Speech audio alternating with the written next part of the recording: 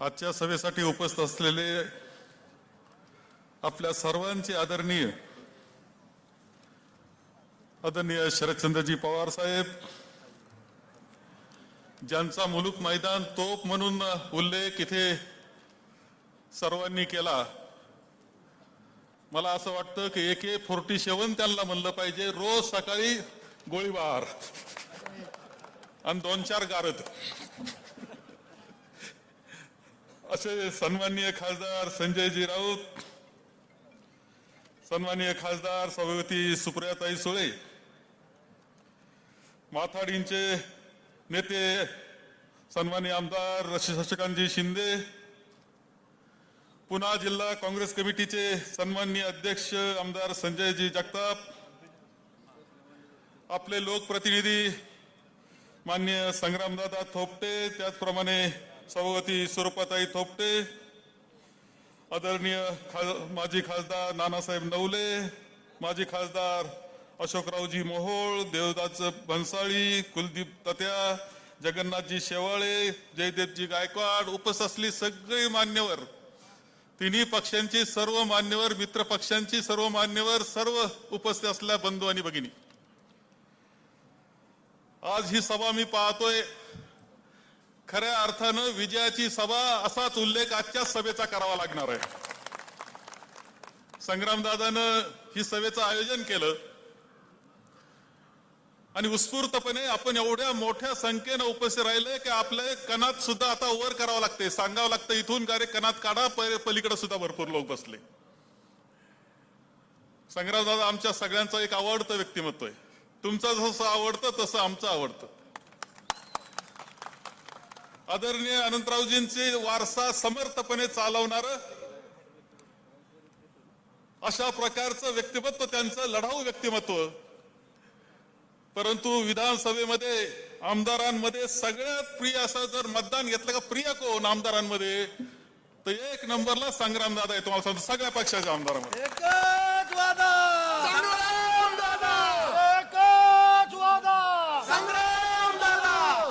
शब्दाला पक्का असणार, सतत कामाकरता तत्पर असणार, सतत फिरत आपले प्रश्न सोडवणारे संग्रामदादा हे नेतृत्व या विभागाचं करतायत. याचा आनंद आपल्या सर्वांना आहे. आज आदरणीय पवार साहेब आपल्यामध्ये उपस्थित आहेत. 2019च्या निवडणुकीमध्ये आम्ही खराखुरा पाऊस पाहिला. साताऱ्याच्या सभेमध्ये पाऊस पडत होता, साहेब उभे होते, लोक भिजत होते. साहेबांचं ऐकण्याकरता हजारो लोक सुद्धा पावसात भिजत होते. त्यांनी छत्री सुद्धा घ्यायची तयारी केली नव्हती. तो पाऊस आपण पाहिला. परवा बारामतीला टाळ्यांचा पाऊस आम्ही पाहिला, ऐकला. आणि आता ताई तुम्हाला आता मताचा पाऊस पाहायचा आहे. साहेबांबद्दल काय बोलायचं, खरं म्हणजे अनेक वर्ष आपण सर्वजण साहेबांना पाहतो. अशी कोणती गोष्ट असेल की 4 जण बसले, काही कामाची चर्चा चालली, साहेबांची आठवण त्यांना येणार नाही. असं हे तुमचं बोलत नाही, तुम्हाला तर 100% येणार. महाराष्ट्राचं बोलतोय मी. प्रत्येक विकासाच्या कामामध्ये सहभाग देणार, झुकून घेणार, लक्ष घालणार, वर्षानुवर्ष 50 वर्षापेक्षा जादा काम करणार, तुमच्या आमच्या अंतःकरणातलं स्थान निर्माण करणारं व्यक्तिमत्व म्हणजे आदरणीय शरदचंद्रजी पवार साहेब आहेत. हे आपल्याला विसरून चालणार नाही. यशवंतराव चव्हाण साहेबांनी मुख्यमंत्री म्हणून एक महाराष्ट्राचं, संपन्न महाराष्ट्राचं स्वप्न पाहिलं. एक कालखंड असा होता की कोणी मुख्यमंत्री कोणी हो, चव्हाण साहेबांचा कालखंड होता, यशवंतराव चव्हाण साहेबांचा. आणि चव्हाण साहेबांनंतर तो वारसा शरदचंद्रजी पवार साहेबांनी पुढे नेला. कालखंड कुणी असलं तर शरदचंद्रजी पवार साहेब यांचं स्थान आढळ कायम राहिलेले राजकारणात, हे विसरून चालणार नाही. एक गोष्ट मला तुम्हाला या निमित्तानं सांगायचं, सगळ्या विकासाच्या कामात सहकाराचे असेल, कोणतंही विकासाचं काम असेल, शहरातलं असेल, ग्रामीण भागातलं असेल, बारकाव्यानं लक्ष देऊन ते सोडवण्याचं काम, सर्वसामान्याच्या जीवनात आनंद निर्माण करण्याचं काम पवार साहेबांनी केलं. मी 6 वर्ष ते कृषी मंत्री देशाचे आणि मी राज्याचा झालो. आता तुम्हाला कृषी मंत्री कोण हे विचारलं तर सांगता येणार नाही, कारण 6 महिन्याला मंत्री बदलतोय कृषी मंत्री. तुम्ही हिशोब करून पहा, 2014 नंतर कृषी मंत्री किती झाले याचा हिशोब केला तरी लक्षात येईल की कृषी खात्याला महत्व राहिलंच नाही. आम्ही होतो, आदरणीय साहेब होते की ज्यांनी सांगितलं की मला शेतकऱ्याकरता काम करायचं, आम्हाला काम करायचं शेतकऱ्याकरता, आणि ते खातं प्रामाणिकपणे सांभाळण्याचं काम आणि महाराष्ट्रात आणि साहेबांनी देशामध्ये काम ते केलेलं पाहिलं. माझ्या करता तर तो कालखंड माझ्या आयुष्यातला सर्वात सुंदर कालखंड मी म्हणतो की ज्यावेळेस मला काहीतरी काम करण्याची संधी मला मिळाली, आमच्या शेतकऱ्यांकरता काम करण्याची संधी मिळाली. आज ह्या सगळ्या याच्यामध्ये देशामध्ये सुद्धा लौकिक विश्वगुरु सुद्धा ज्यांना गुरु म्हणतात ते म्हणजे साहेब, हे लक्षात ठेवलं पाहिजे तुम्ही सगळ्यांनी. आणि गुरुनी शेवटी एक डाव राखून ठेवलेला असतो, हेही लक्षात ठेवलं पाहिजे. आणि म्हणून या निमित्तानं मी आपल्या सगळ्यांना सांगेल की साहेबांचा सन्मान ठेवण्याचं काम तुम्हाला महाराष्ट्रामध्ये सुद्धा करायचं आहे. साहेबांचा सन्मान राहिला पाहिजे, त्याकरता मतदान झालं पाहिजे.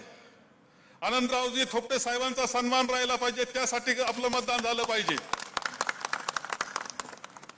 सुप्रियाताई, तुमच्याबद्दल काय बोलायचं? सुप्रियाताईबद्दल एक गोष्ट सांगतो, सहज म्हणून सांगतो, कुटुंबातली गोष्ट आहे. माझ्या आई वडील माझे वयोवृद्ध झाले होते, फार बाहेर जात नव्हते. दोघांचे कॉट असे मांडलेले, पुढे टीव्ही चालू असायचा, बातम्या अत्यंत जाणीवपूर्वक दोघं पाहायचे. सुप्रियाताई ज्या ज्या वेळेस स्क्रीनवर आली, साहेबांना ही गोष्ट मी पूर्वीच सांगितली, ज्या ज्या वेळेस स्क्रीनवर आली, माझी आई त्या वडिलांक पाहून म्हणायची, ही सुप्रिया तर आपल्याच घरातल्या पोरींसारखी दिसती. त्यांना वाटायचं का पवार साहेबांची मुलगी म्हणजे काय डामडौल असेल. कोणता डामडौल नव्हता, साधेपणा होता. आपल्या सगळ्यांना सुद्धा आपल्या कुटुंबातली, आपल्या घरातली मुलगी वाटावं असं वागणं सुप्रियाताईचं. आणि माझे वडील म्हणायचे, मग काय आता आपलीच कुटुंबातलीच मुलगी आहे. हे हे हे नातं निर्माण करणं सोपं नाही. मोठ्या घरामध्ये जन्माला येतात आणि कसे वागतात हे वेगळं मी सांगत नाही. मोठ्या घरामध्ये जन्माला येऊन साधेपणा जपणं, मन मोकळं वागणं, सहजता त्यामध्ये ठेवणं, परंतु कर्तृत्व दाखवण्याच्या वेळेस त्याचा उंचीचं कर्तृत्व दाखवणं हे सुद्धा तितकंच महत्वाचं असतं. आणि म्हणून मी पाहिलं की लोकसभेमधले ताईचे भाषण हे उल्लेखनीय भाषण म्हणावं लागतील. साधी साधी दिसणारी आमची ताई त्यावेळेस बोलायला लागते, त्यावेळेस हिंदी इंग्रजीमध्ये हस्तलिखित बोलते आणि देश भारावून त्याकडे ऐकत असतो. हे वैशिष्ट्य त्यांचं आहे. आणि ताई, आता तुमच्या बाहेरच्या भाषणाला बी आता रंगत यायला लागली बरं का, धार आली आता तुमच्या भाषणाला. धार विरोधी असं जरा असल्याशिवाय धार येतच नसती. तुम्हाला आता चांगली भाषणाची धार यायला लागली, कारण ही तुमच्या तिकडची धार होती, पण आता या स्टेजवरची धार येत चाललेली याला. कारण आता खरी लढाई तुम्ही लढायला निघाले असं मला वाटतं. आतापर्यंत तशी स्थिती नव्हती असं होतं, आता लढायला निघालेलं आहे. भक्कमपणे लढा. तुमच्या तुतारीला हा हात भक्कम पाठीशी आहे आणि मशाला आहे. तुम्हाला सांगतो, प्रकाश दाखवायला मशाल आहे, तुतारीला धरायला हात आहे. विजय आपलाच आहे हे या निमित्ताने मी सांगेल. एक गोष्ट पाहतोय मी राजकारणामध्ये, साहेबांचे जसे आता 50 पार करून गेलेत, मी आता आमदारकीच्या 40 वर्षापर्यंत पोहोचलोय. इतकं खराब राजकारण साहेबांनी कधी पाहिलं नसेल आणि मी नाही पाहिलं. 8व्या वेळेस मी आहे तिथे, पाहिलेलं नाही इतकं खराब राजकारण. काय चाललंय राज्यामध्ये, कसं राज्य चाललेलं आहे.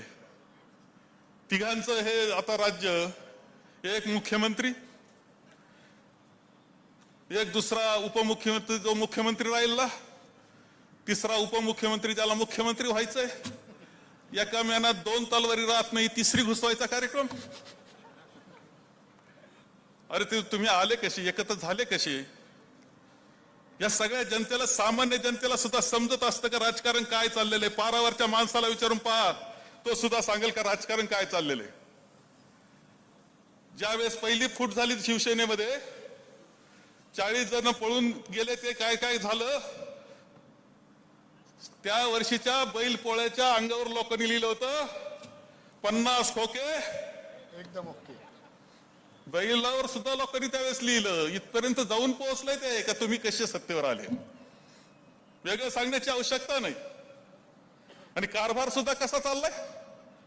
सत्ताधाऱ्यांचा आमदार आता गोळीबार करतो आणि तो गोळीबार सुद्धा पोलीस स्टेशनला करतो. आमदाराचं आणि मंत्र्याचं भांडण धराधरी. सीसीटीव्ही कॅमेरे बंद नाही काढून घ्यावं लागलं काही. सीसीटीव्ही कॅमेरे अधिवेशन चाललेलं. मंत्री आणि आमदार याची धराधरी कशाहून चालली होती मी सांगत नाही, पण वेगळं काही नव्हतं. कशा पद्धतीनं किती गुंडगिरी, कशा पद्धतीनं दहशतीचं वातावरण. हजारो कोटी रुपयाचे ड्रग्ज सापडायला लागलेत. त्याचा अर्थ काय. नवी पिढी पूर्णपणे बर्बाद होण्याच्या मार्गावर आहे.